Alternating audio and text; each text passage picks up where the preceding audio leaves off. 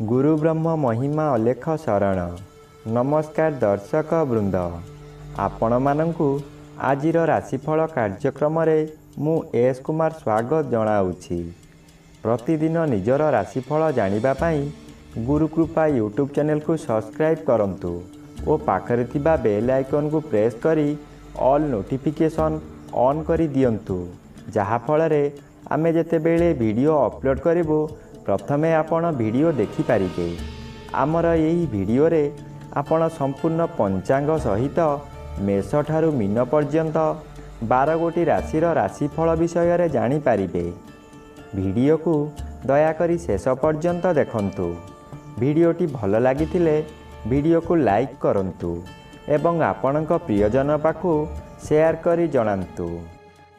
एबे आसंतु जानिबा आज दिनर संपूर्ण पंचांग विषय।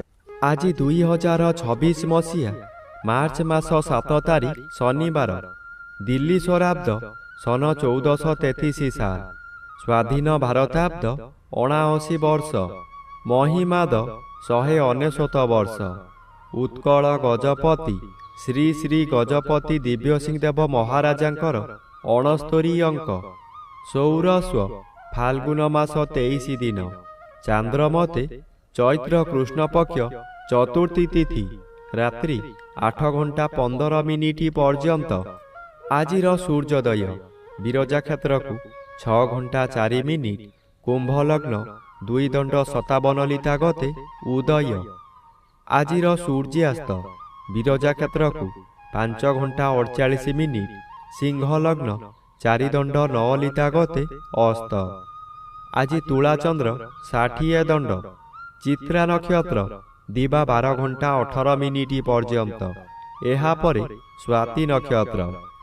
आज जन्मित शिशुर तुला राशि, वैश्यवर्ण, दानवगण दिवा 12 घंटा 18 मिनिट गते देवगण।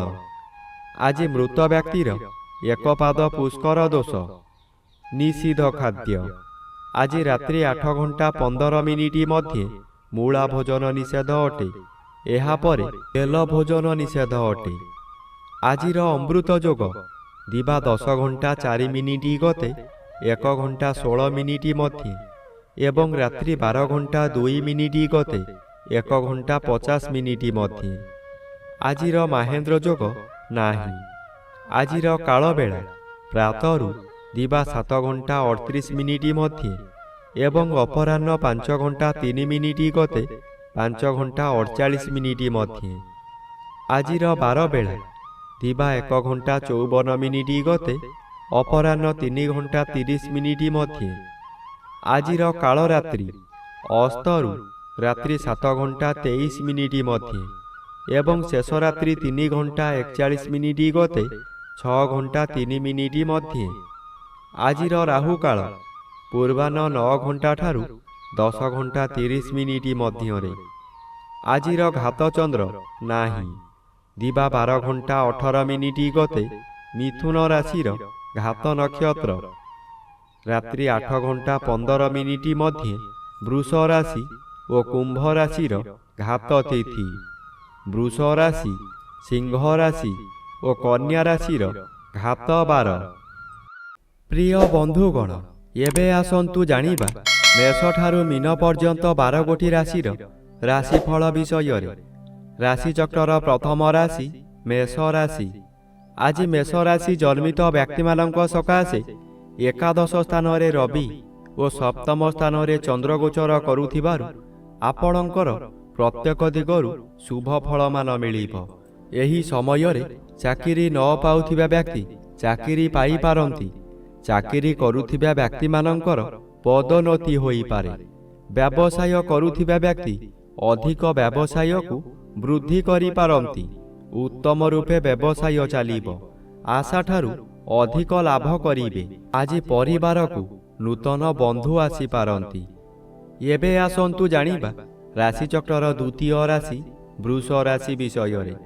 आज वृष राशि जन्मित व्यक्ति मानक सकाशे दशम रवि शुभ और षष्ठ स्थान रे चंद्र गोचर करुछंती शुभ फल प्रदान करिवे।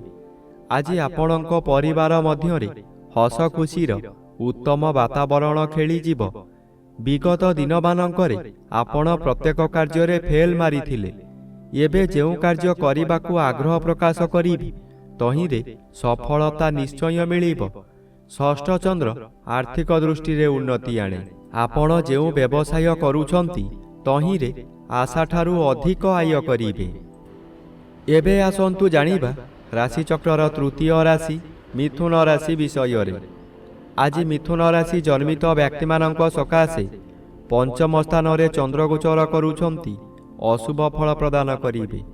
କୌଣସି ଗୋଟାଏ କାମ କରିବାର ସମୟ ନିର୍ଦ୍ଧାରିତ ହୋଇସାରିଥିବ, କିନ୍ତୁ ଆପଣଙ୍କ ଶରୀର ଅସୁସ୍ଥ ହେବା କାରଣରୁ ଆପଣ କଥା ଦେଇ କଥା ରଖିପାରିବେ ନାହିଁ। ମନରେ ଦୁଶ୍ଚିନ୍ତା ବଢ଼ିଯିବାରୁ ରୋଗ ମାଡ଼ି ବସିବ। ବହୁ କଷ୍ଟ ଭୋଗିବେ।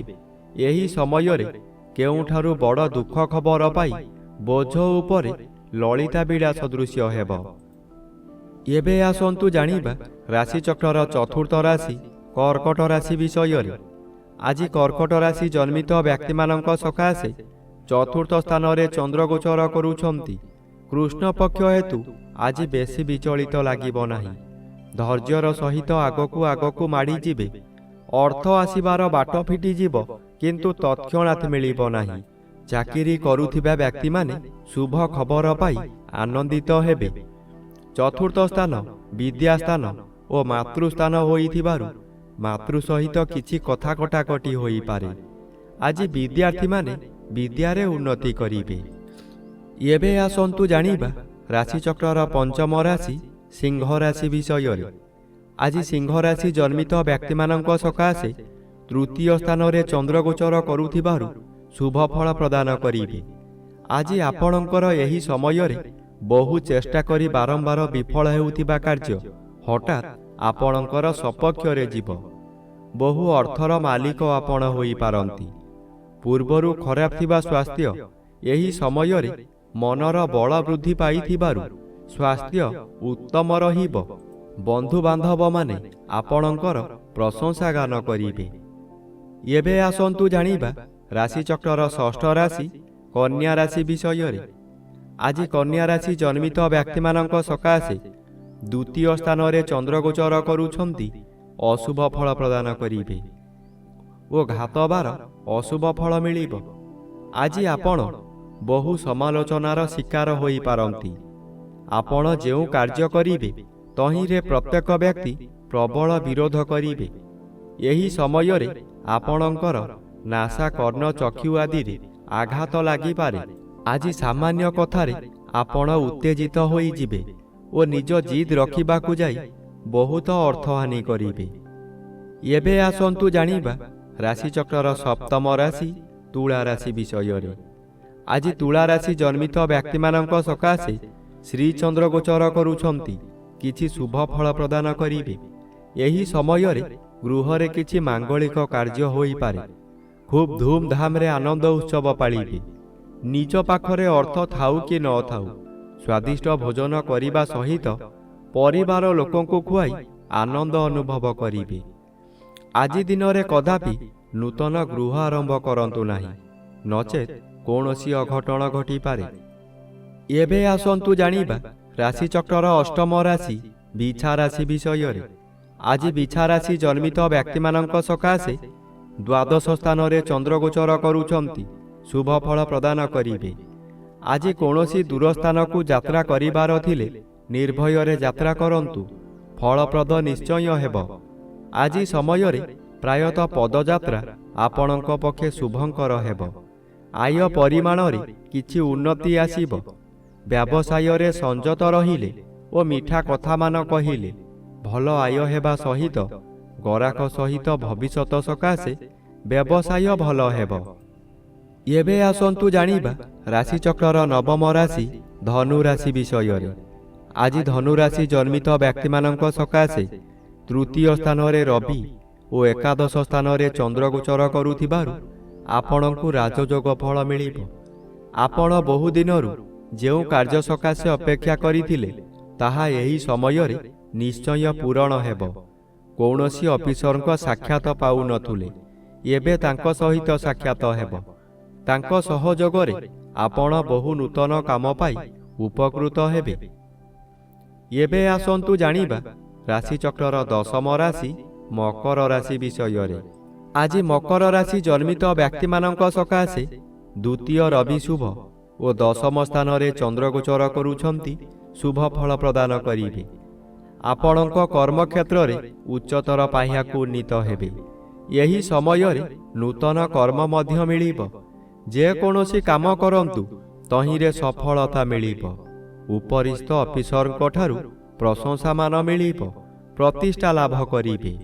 ଆଜି ଆପଣଙ୍କ କାର୍ଯ୍ୟ ଦେଖି ସାଥୀ କର୍ମଚାରୀମାନେ ଆପଣଙ୍କୁ ଅନୁକରଣ କରିବେ ଓ ସଫଳତାର ସୂତ୍ର ଶିକ୍ଷା କରିବେ। ଏବେ ଆସନ୍ତୁ ଜାଣିବା ରାଶିଚକ୍ରର ଏକାଦଶ ରାଶି କୁମ୍ଭ ରାଶି ବିଷୟରେ। ଆଜି କୁମ୍ଭ ରାଶି ଜନ୍ମିତ ବ୍ୟକ୍ତିମାନଙ୍କ ସକାଶେ ନବମ ସ୍ଥାନରେ ଚନ୍ଦ୍ରଗୋଚର କରୁଛନ୍ତି ଅଶୁଭ ଓ ଜନ୍ମର ବି ଅଶୁଭ ଫଳ ପ୍ରଦାନ କରିବେ। ଆଜି ପିତୃପୀଡ଼ା ଓ ଗୁରୁଜନ ପୀଡ଼ା ଦେଖାଦେବ। ଯେଉଁଆଡ଼େ ଯିବେ ଆପଣଙ୍କୁ ଲୋକମାନେ ପରିହାସ କରିବେ। ଯେଉଁ ଲୋକ ଆପଣଙ୍କୁ ସମ୍ମାନ ଦେଉଥିଲେ ସେହି ଲୋକମାନେ ପରିହାସ କରିବେ। ଆପଣଙ୍କର ଦୋଷ ଦୁର୍ବଳତା ସବୁ ପଦାରେ ପଡ଼ିଯିବ। ଘୋର ଅପମାନରେ ଜର୍ଜରିତ ହୋଇ ମଥା ବିଚଳିତ ହୋଇଯିବ।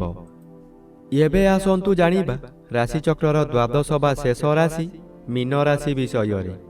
ଆଜି ମୀନ ରାଶି ଜନ୍ମିତ ବ୍ୟକ୍ତିମାନଙ୍କ ସକାଶେ ଅଷ୍ଟମ ସ୍ଥାନରେ ଚନ୍ଦ୍ରଗୋଚର କରୁଥିବାରୁ ଅତି ଅଶୁଭ ଫଳ ପ୍ରଦାନ କରିବେ। ଏହି ସମୟରେ ଆପଣ ଯେଉଁ ସ୍ଥାନକୁ ଯିବେ ସେଠାରେ କଳହ ହେବ। ବିଭିନ୍ନ ପ୍ରକାର କ୍ଷତି ହୋଇ ଆପଣଙ୍କର ମଥା ବିଚଳିତ ହୋଇଯିବ। ରାସ୍ତାରେ ଯିବା ସମୟରେ ଆଜି ଆପଣ ଅନ୍ୟମନସ୍କ ହୋଇପାରନ୍ତି। ସାବଧାନ ନ ରହିଲେ ଯାନବାହନ ଦୁର୍ଘଟଣାକୁ ଏଡ଼ାଇ ଦେଇ ହେବ ନାହିଁ। ଏହି ସମୟରେ ଆପଣଙ୍କୁ ଗରମ ଜ୍ୱର ମଧ୍ୟ ହୋଇପାରେ।